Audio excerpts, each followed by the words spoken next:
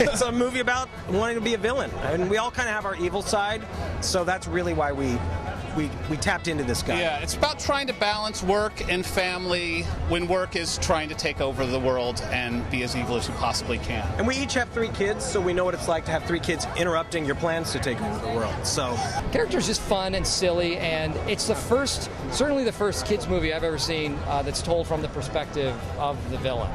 And so the villain is the protagonist. So it's kind of an interesting twist on that. Well, it's interesting because you do all of the voiceover by yourself. You never get to hear any of the other actors. So essentially you're in a vacuum, and you don't get a sense for the scene or how any of the other actors are doing their characters. So you kind of have to give them a very broad spectrum of line readings. What makes me despicable? I'm really mean during interviews.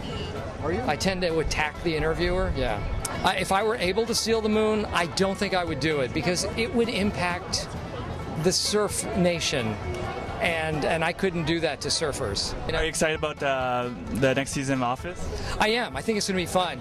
They're working on scripts right now, and we'll see what they come up with. I start back in August. It's really fun to go and see a movie with your kids and have them enjoy it, and obviously it makes you very cool, although my son saw this a couple of weeks ago. He's 6, and he reported back that he loved it, but that he wished that I had played a minion, because they ultimately are cooler. You gotta have a look. Round with pencil-thin legs, pear-shaped head, long nose. Here, watch this. And bald. Every successful villain has to be bald. You gotta have a cool name, like Gru. Gru! Gru. Gru? Don't make me laugh. Gru, in my mind, is short for gruesome. That is an opinion. Gruesome might be his full name, and he's abbreviated to Gru, just to make it easier for people. You have to have an evil lair.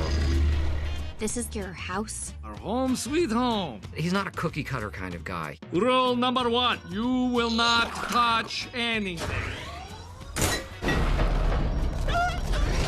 Whoa! Look at that! That is cool! You gotta have henchmen. Grow! Dr. Nefario is a right-hand man, somebody who is always there for you. We have to warn him, and fast! Why are you so old? Tim, Mark, Phil! What are those? They are my cousins.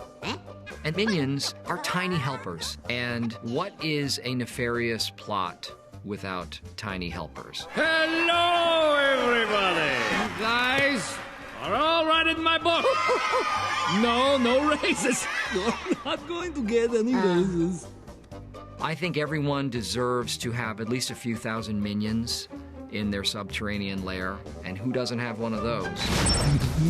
You've got to have some incredible gadgets. Remote control cookie robots, shrink ray guns,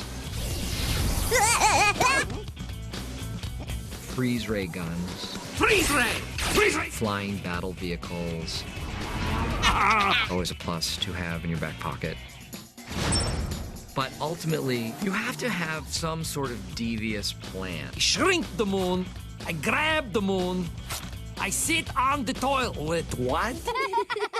You're funny. Go! Because frankly, if you don't have those things, then what kind of villain are you? I will be the greatest villain of all time! These are just helpful hints to guide you through your career as an evil mastermind. Good luck. Hey everybody, this is Michael filling in for Donna. I'm in front of the Nokia Theater at the premiere of Despicable Me. We had a chance to meet with some of the cast and crews, Steve Carell and Julie Andrews from the famous film Mary Poppins and Sound of Music. So back to you guys.